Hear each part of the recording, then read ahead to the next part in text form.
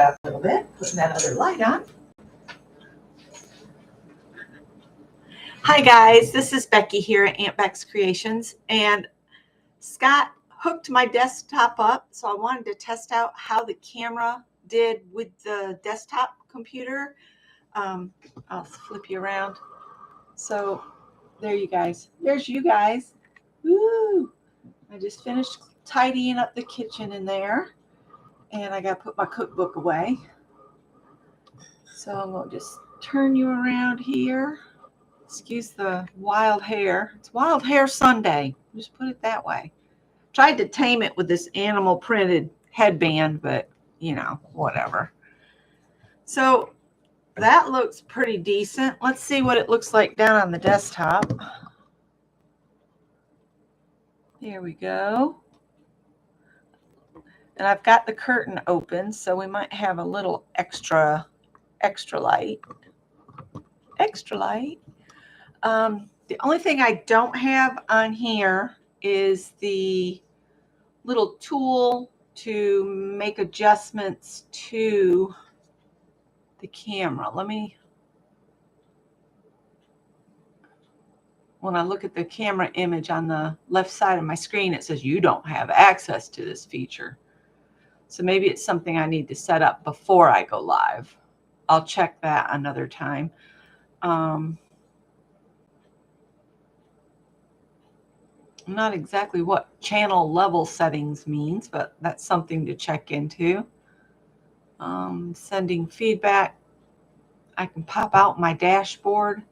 I guess if I was real worried about what things are going on like that, I would. But I'm here to just share what I know. I'm not here to blow your mind with, things. But anyway, morning, Pam. And I do kind of have to look to the right because that's where the monitor is. But with this setup, I can watch something there. I can move a cat basket to a different locale. We'll put him back here for right now. And I have my, that's the list of prompts that I need for Tuesday. I will be on Kathy Berg's on Tuesday. I think it's at 10 o'clock, and I'm the one giving out the prompts. But I now have it where my magnifying lamp is here, so I can stitch and watch a movie at the same time. So there's that. And my sound is easier to adjust for me to listen with on the desktop than it is on, I'm going to just stick this in the drawer. So yeah, I think this is awesome. Scott had not realized that we had not reconnected everything when I moved the desk in here. So I said, it sure would be nice if I could use that. And he said, well, just use it. And I'm like, I'm not real sure where everything has to go to plug it in. And he did it in like less than 10 minutes because he knows where all the little doohickeys plug in and all. So I now have my desktop available, which, because it's available, I have all this creative space now where I can do prompt games more easily and down on the table. And I'll have more room to stack things. I have had coffee, so my throat shouldn't be a pain in the neck. But yeah, I have lots more creative space. That does not say that there won't be a cat still trying to lay up here, even if I move their basket. I'm going to work on the pile of stuff on my work table today. I do need to put that box under the tissues. That's my diabetic testing stuff. I need that on the desk because I need to get back to testing every morning. I've been kind of slack. But the last couple mornings, it was 97 one morning, 101 the next. So it's pretty good. And but I do want to monitor it because she did give me a longer time between appointments because my A1C was 5.7 last time I went. So she gave me some leeway, but that doesn't mean I really need to be stopping taking my blood sugar on a regular basis. So yeah, well, I think that's all. It looks like this is going to be just fine. I like how the desktop looks on here now. And I've got Janet prompts over here. Favorite craft supply, ripped papers, stickers, use an ink stamp, add trim, add splatters. And then another day, she had 3 shades of the same color, leaves, smile, or hum a tune as you create, and yarn. And then my doodles. Oh, and I spent $16.65 with PayPal for USPS. I did mail a package off to my friend in Vermont yesterday. So she'll be getting her coasters, her chicken butt coasters. And there's a big cat in my backyard looking like he's trying to look for someone to start trouble with. All right. You test it first thing every morning. Yeah, see, I usually do before my first cup of coffee. I didn't this morning because it's Sunday morning and I'm kind of naughty on Sunday mornings. I make a bread that I don't have time to do during the week, like pancakes, waffles, muffins, that kind of thing. So we had pancakes this morning. I thought I would quickly, while we're sitting here together, I'm going to open up this Transformations Deco Art Cloth that I picked up yesterday that for, I think it was 49 cents because the blue tags were half off. So let's open this up and see exactly what's in here because I just went by what it said on the package. Oh, I see. They've stapled it shut. So it had been opened at one time. I don't like that they stapled through the fabric. The fabric feels like a linen. It looks like, let's just get rid of the wrapper. I'm not going to need that because I'm going to use these. Instructions. Read the following instructions carefully. Do not let iron touch the screen printing surface of the panel. Variations in printing are inherent part of the transformation design. Machine wash and dry fabric panels and garments before starting the project. Do not use fabric softener. That's something I always tell when you're doing your pre-wash. Never use the fabric softener because it affects how interfacing attaches. It affects so many things. Hi, Safia. Preheat dry iron to medium-high heating. Iron the wrong side of the fabric panel only. Before ironing, place a pressing cloth between the screen printed side of the panel and the ironing board to protect your surface. So this screen printing ink might come off on your iron.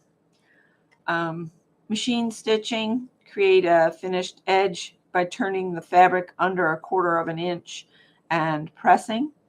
Pin your fabric panels in place using coordinating thread. Machine sew along the edge of the panel. Pick one of the decorative stitches available on your sewing machine. And then they've got embroidery stitching. So basically they're saying you need to turn these edges under 1/4 of an inch before you adhere it to your project. And you can also, if you wanted to, do a stitch around to stop it from fraying past your stitching, and then you can pull threads out so you have a frayed edge like they're showing right here if you want that look.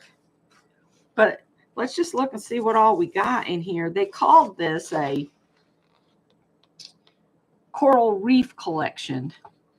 This was what's new ltd.com. I might look that up. I'll put that website on. Watch it be a code 400 or whatever, and that it's no longer there. This is copyrighted in the year 2000. So this kit is 25 years old already. And they are out of Mesa, Arizona. So we have a dragonfly. I'll see what I can do about losing the autofocus, but for right now, we're going to cope with it. And then there's a fish and another fish and another fish. Oh, and another dragonfly. And then we've got some herbs.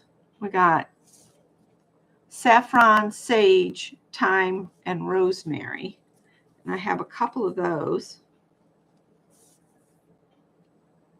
So I got 3 of this one, 3 of this one, and 2 of the dragonflies. And you could like stitch over this section here with thread to bring all this out. And same with the fish if you wanted to. But I thought that was neat. And it was only 49 cents. Can't beat that. But when it says coral reef, I can understand the fish, but I've never seen herbs and dragonflies in a coral reef. Have you? So there's those. So that was what I got yesterday, and I just thought you guys might like to see what was in the package. Hey, Vicki. I do want to start maybe doing some little short sessions of doing a project in here. I had a couple comments about how people would like to see how to do the different things in here. So we might start working our way. I'm going to get I have a bunch of, various pads like watercolor, mixed media, and that kind of thing. I'm going to pull a watercolor one out and we'll start working our way through this. And I will note that when we start doing these, and I'm going to work in that same book, my colors may vary because I'm going to use what I have. I'm not going out and buying the paints that they used in this book. I'm going to focus more on the technique than matching the color. And I paused there for a minute. Am I spinning for you guys? I am on Wi-Fi. So I'm going across the air here. It didn't stop for you guys? Okay. If I end up needing to, another reason I wanted to continue just yammering on about anything is I want to see if I am going to need to hook directly to my box. I have a big hard cable that I can run from the box to the box. All right. So Vicky's been making socks like a mad woman. You're up to pair number 7, right?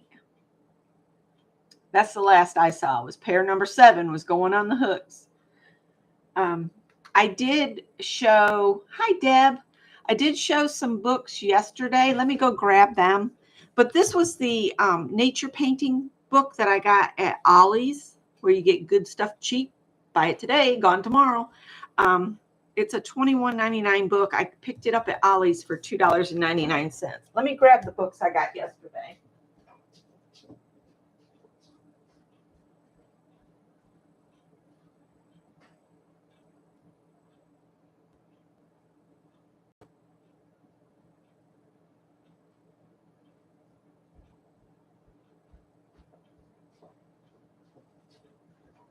And since I finished that basket, now Howard won't get in it.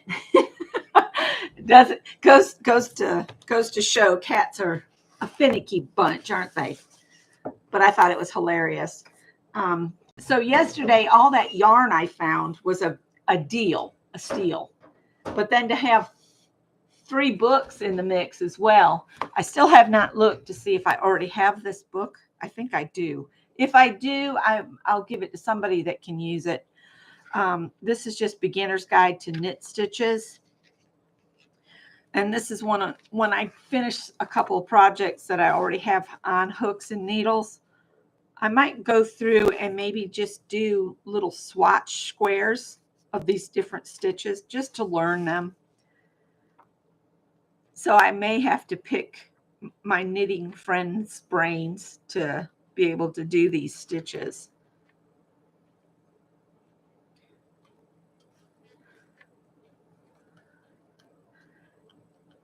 I was looking to see what pictures they had to share, but I think it's just these mittens are in here. Oh, wait. And then they have this baby blanket, which that would be a beautiful blanket to make and donate, wouldn't it? And then this is a quick to knit using double strands. It's a wrap, they call it. That looks like the same thing. It is. What's in the front? Is there some in the, yeah, that sweater's in there. This just screams my mother-in-law. She has sweaters like that. And I like the pillows, but pillows and Scott, they don't mix. Pam, where do you go there in the winter? Oh, down at her cabin.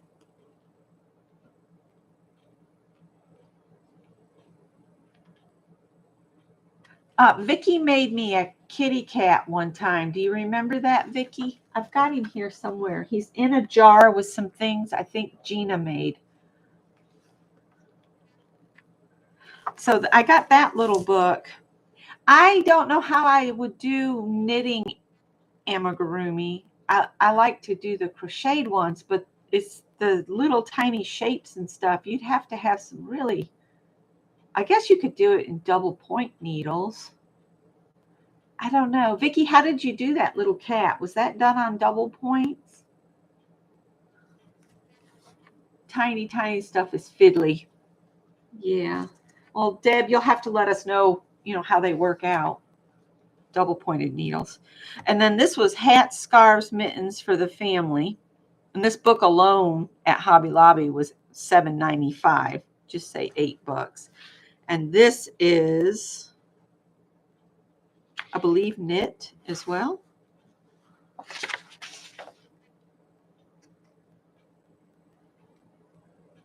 Nope, they're crochet. So this one I could do easily because I know crochet. 2.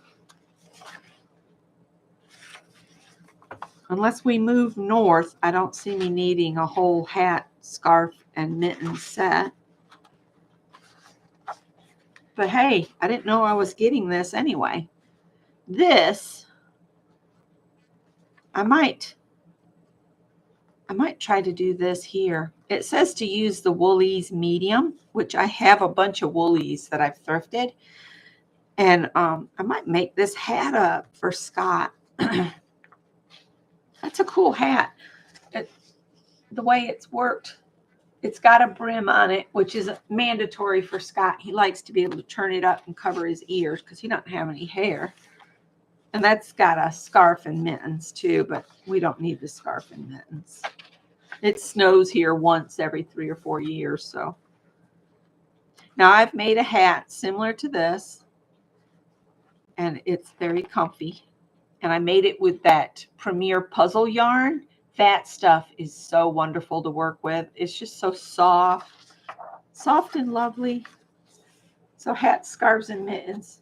That's, I think, the title of the book, isn't it? But again, I'll make the hats and not worry so much about the scarves and mittens. Oh, isn't he cute? I'll just do a quick through. I think that's it. Little mittens. Aren't they stinking cute? What's in the back that I can't see here? Oh, the instructions. But those are the patterns that are in here. I could have just showed you the back of the book and said, there's the pattern.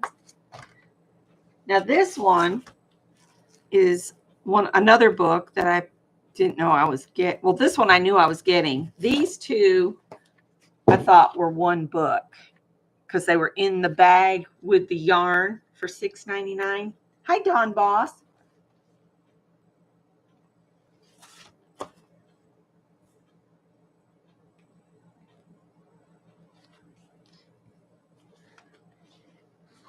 This is all just learning the stitches. This is another one we could do together as a crochet along and just make squares. And then everybody could just hook their squares together. We could just learn a stitch together. We might could do that. How many different stitches are in here? Did it say 50? Boy, that would take us, if we did one a week, it would take us all year, and then it would give us 2 weeks to put our blankets together. I don't know if I'm up for a to being committed for that long. I get tired of a project before I'm done with the project. That's why I have multiple things going on. You know what would be interesting is to do the stitches that are close, like baubles and popcorn and clusters and that kind of thing, and do those, and just as a comparison, do a swatch so you could lay them side by side. That could be a fun project. I'm just going to flip through and look at these stitches real quick. Love that one. What do they call that one? Square 23. Just square 23. They don't tell you the name of it. It's square 23. All right. It would be neat if they showed the squares put together.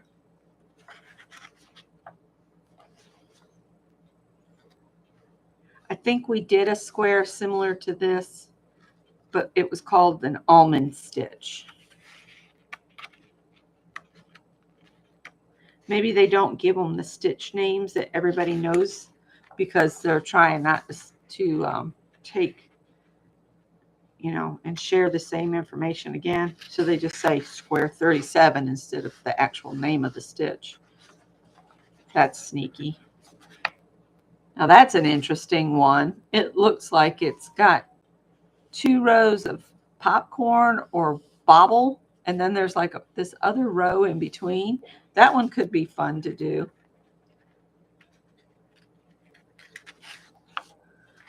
Just looking. Coming up on the end here. Greg is off to Folly Beach. Folly's only like an hour and a half from here. Myrtle Beach takes us 3 hours to get there. He and his girlfriend are headed out. So that's the squares, but they don't show if they put them together. This is kind of what you get, is just the little swatch picture of the different stitches. And it's really kind of cool looking. I was intrigued because of the cover. I like that one. I like the ones that fill in. I just watched a reel that showed how to do double crochets so you don't end up with a space between the double crochets. Have y'all seen that? It's where you draw a loop through the side of the previous stitch, and it makes the double crochet like a smooth fabric. I'm hoping I can find that reel again because I want to try it out. Greg didn't remember. This is one of the books I bought separate from the yarn books. Ouch. But he didn't remember about Eleanor Burns, how he used to run through the room and say, "Oh, I don't like her." So it stuck in my brain, but it didn't stick in my son's almost 39-year-old brain. But I said, yeah, I used to watch her on PBS, and you would come through and you'd say, "Oh, I don't like that lady. I hate Eleanor Burns." And Eleanor, if you ever see this, I'm sorry my son didn't like you when he was little, but I liked her. I watched her on Quilt in a Day on the PBS channel. I'm not sure why some of these pages have been folded over like that, but it's okay. And this book is all on flying geese.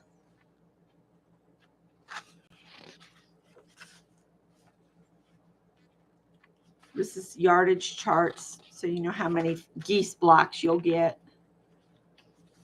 This is a twin. This is a double queen, and a king size, and a pillowcase, which made me think of the Conquer Cancer program. She has a YouTube channel. I think she is still living. I'll do a googly search on her.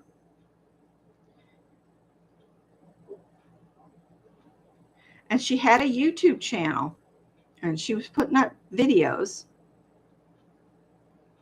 She's 80 years old. She was born in 1945, and she lives up in Pennsylvania. Let's see if I'm pretty sure I was watching her on YouTube. Yes. It's Eleanor Burns Quilt Tutorials. Oh, that's by Darlena Payne. But I thought Eleanor had her own YouTube channel. Well, let's go over to YouTube, Becky Durr, and we'll search for Eleanor Burns.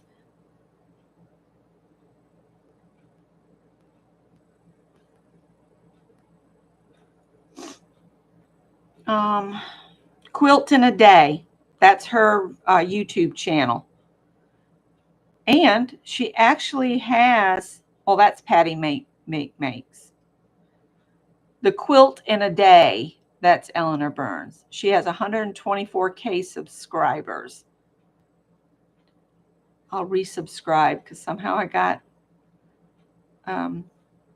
let's see, her last video was put up. Oh, she streamed 6 years ago. 6 months ago was her last video that was put up. And she's apparently showing a lot of that AccuQuilt. I guess that's one of her programs. But that looks like what all of her latest videos were.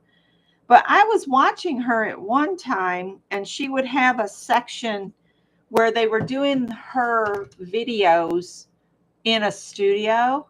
And at the end of the instructional part of the video, she would have people in the audience come up and do a show and share of some of their quilts. It was really interesting. So maybe that's why I quit watching her, is I unsubbed because she wasn't putting up anything new. I've resubscribed to see what she's coming up with.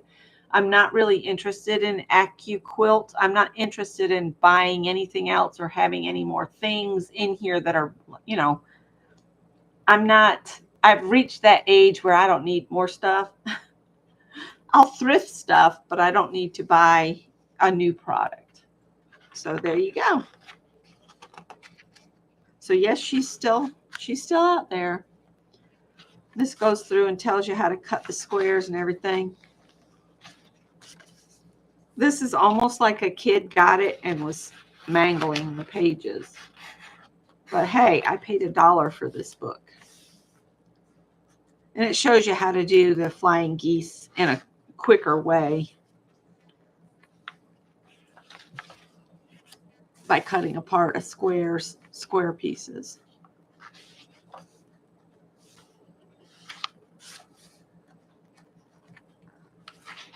But when Greg was little, I loved to watch her on PBS. I watched Nancy Zeman and I watched Eleanor Burns because we just had a TV antenna. And where I grew up, we only got like 3 channels. So there was no cable where I grew up back in the woods on a dirt road in the middle of the country.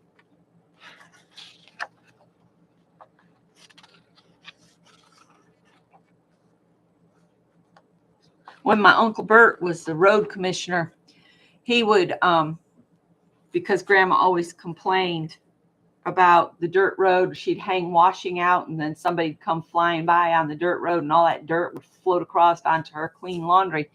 So when my Uncle Bert became the road commissioner, he would bring like tar, and he'd tar in front of her house so that it stuck all the dirt down for a while. It was really kind of nasty to ride your bike through, but it prevented all that dust coming up. And then I thought, it's Sunday, we can take a look through here. I'm still going, I'm still connected. It doesn't look like I'm going to need the cable across the floor. So I'm tickled about that. This is all about trying out this setup and seeing if I get the spinner or whatever. At about, I'm almost at 30 minutes now, so that I'm doing good. You'd be up for a crochet along, Dawn? Well, I want to do the watercolor stuff first. We might save the crochet along when it's a little bit cooler too, because I whipped that basket up yesterday, but it's just too hot to work with yarn right at the moment. Oh, those cherry pie hand pies. You know, you make the crust and you put the filling in and you fold it over so you can just pick it up. Fabulous fruit pies. All the basics. I was trying to remember. There's an apple crumble pie pictured on the cover. Apple crumble. That would be that one. There's pecan. That's a dream pie. I know that. This is lemon meringue with the shiny lemon like my grandma made. I don't like it with the sweetened condensed milk. I don't think that, to me, that's not lemon meringue pie. That's something else. And that's cherry pie. Cherry pie. Apple chocolate chip pie. Apple banana crunch pie. That's the all-American apple pie.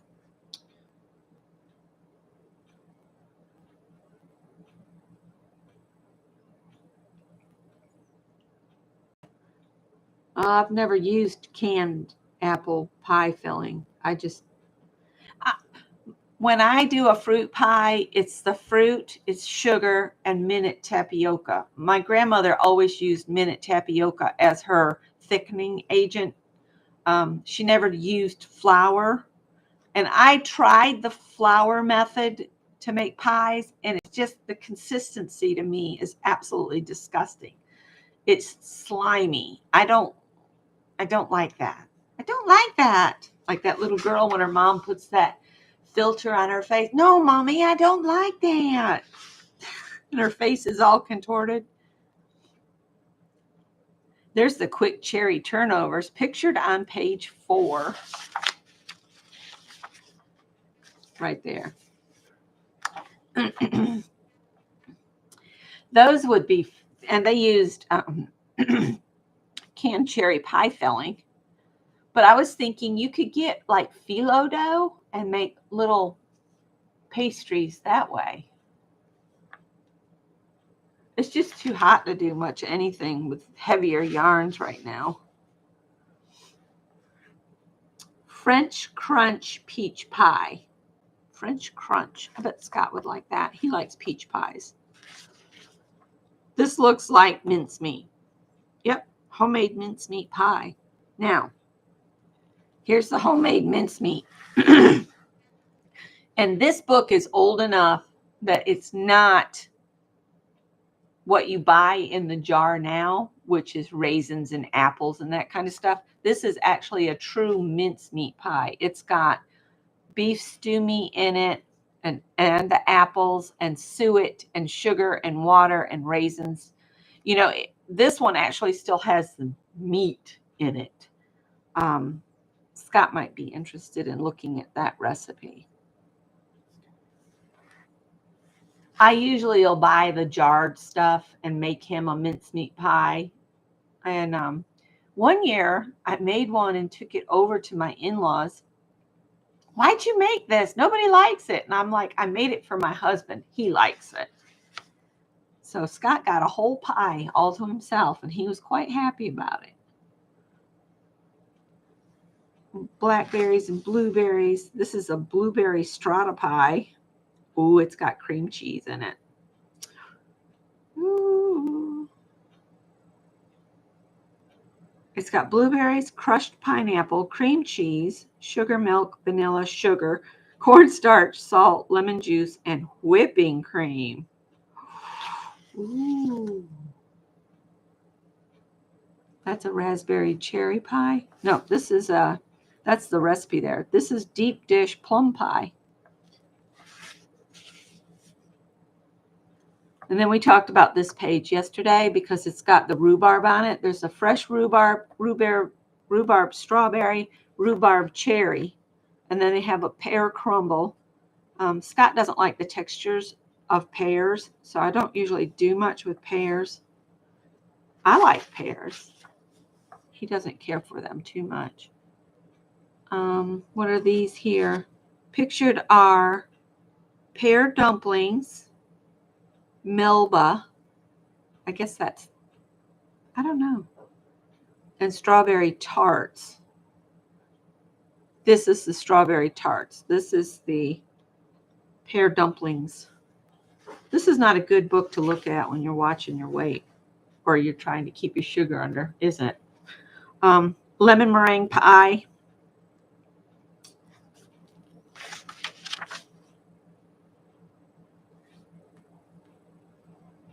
This is on how to do a cream pie.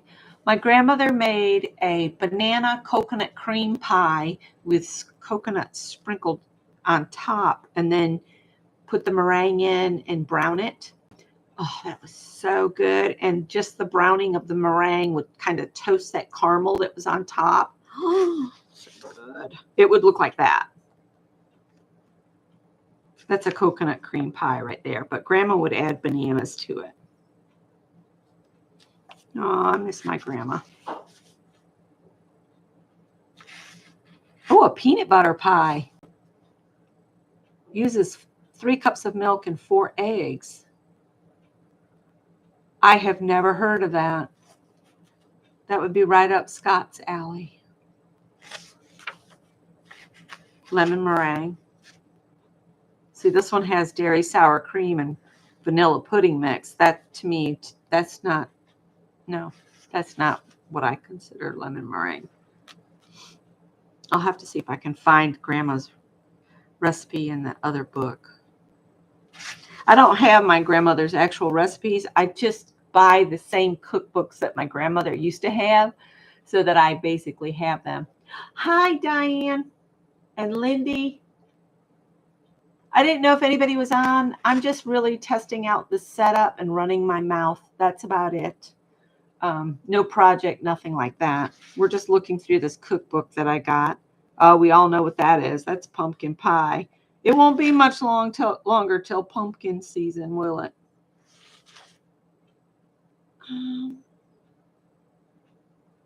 Now that's something I've never heard of doing, a quick mince cream pie that uses a jar of that prepared mincemeat that you buy at the store now. And they've got instant vanilla pudding mix, milk, orange peel, and nutmeg.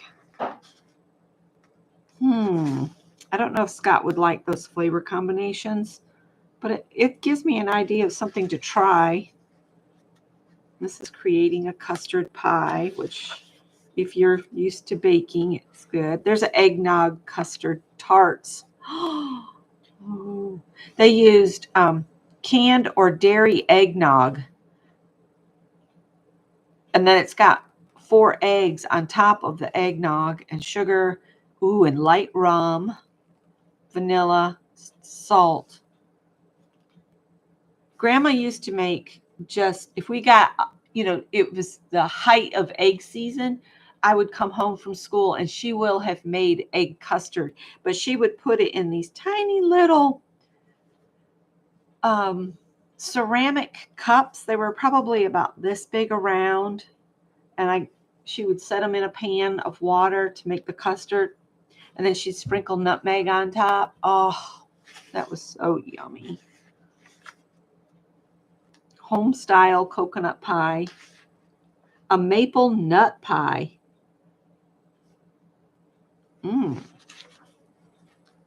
Pecan pie. These look like lemon tarts. Nope, these are the eggnog custard tarts. Eggnog custard tarts. That one's going to stick in my head, and I'm going to have to try it. Apricots, the miracle custard pie.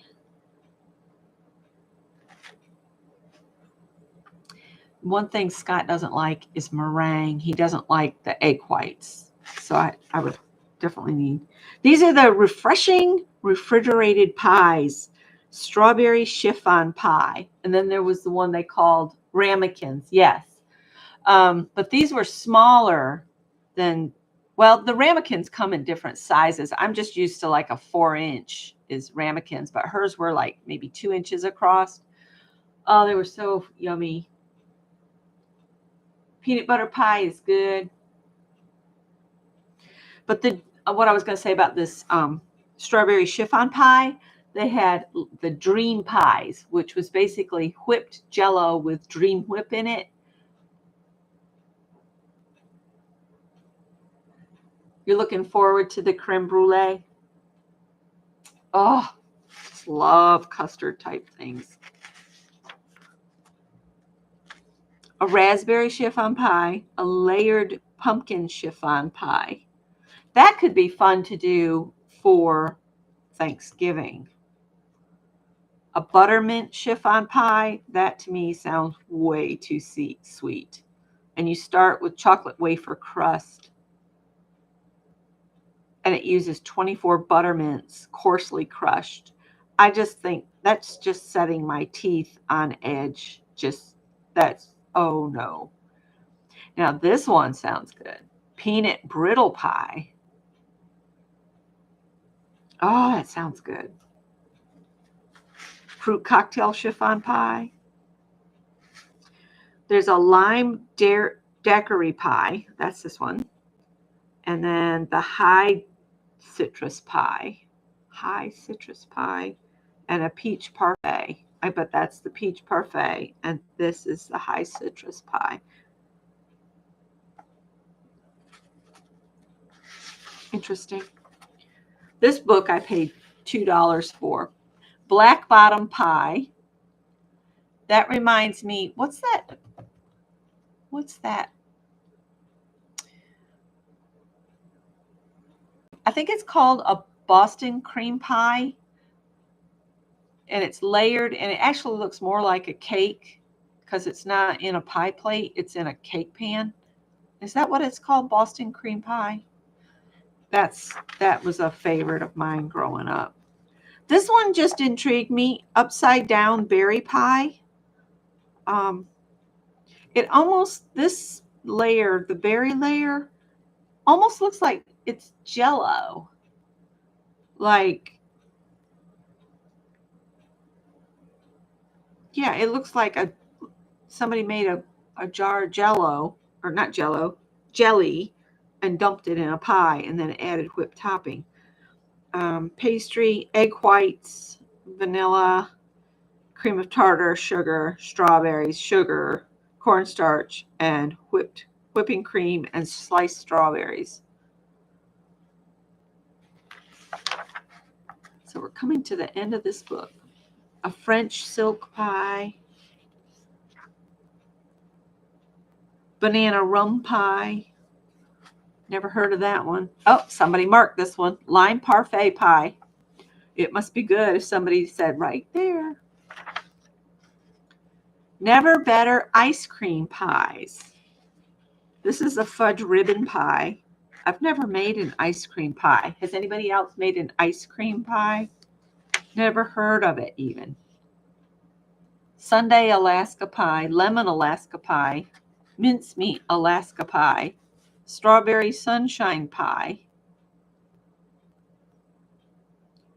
The strawberry sunshine pie, you have your pastry for a single crust pie, a pint of lemon or orange sherbet, 2 cups of fresh strawberries, a tablespoon of sugar, 3 egg whites, half a teaspoon of vanilla, quarter teaspoon of cream of tartar, and a third of a cup of sugar. Not sure about that one. Orange mincemeat tarts. Now these pictured are: enjoy coffee angel pie drizzled with caramel pecan sauce. I guess that's this here. And that looks like balls of ice cream. It's a pie crust with balls of ice cream in it. And this is grasshopper pie. I have had grasshopper pie before in the Oreo cookie wafer pie crust stuff. That's intriguing. I've never seen an ice cream pie that looks like somebody just scooped ice cream out. This is all the pie crust and toppers in the back. How to create a pie crust. The most important thing is don't overhandle it so you turn it into tough as sole leather, as my grandmother would say. You don't want your pie crust to be tough as sole leather. That's how to do a meringue. A ginger snap graham crust. Ooh. I bet that would be tasty with pumpkin something in it. The ginger snaps. And that is the end of that. And like I was saying in my video yesterday when I showed my thrifty haul, I'm going to pull this off from here. My grandmother had like the whole set of the Better Homes and Gardens thin cookbook. I think it was one of those where they send you a book, and if you like it, you keep it and you pay for it. And then the next month, it was like a book club type thing. And I think that's how she got them, because she never turned a good cookbook down. So, and she would write a check, or she'd have me write the check and then she would sign it. I learned to write checks at like 12 years old. Was after my grandfather had died, and my grandmother, she didn't have a lot of bills. My uncle took care of, paying the power bill and the phone bill and that kind of thing. But, she wanted to order something from Park Seeds and that kind of thing. She'd have to write a check. And so I learned how to write checks just so that, and then she would sign them.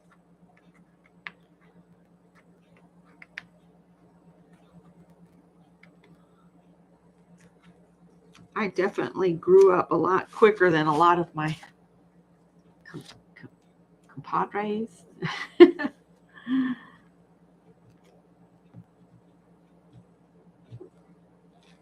I became a caregiver at a very early age. Well, we might have to get the heat gun after this. So Greg must have left because it's gone quiet out there. So they must be on their way. He must have gone to pick her up. And I'm looking out there. He's left every light on out there in the bonus room. So I guess I'll go turn the lights off. And this played okay, and the picture looks okay, and sound is okay. Anybody got any feedback on how this just did? Because I basically just came on to just give this a go. And I got some new books to treasure and projects to do and that kind of thing. All right.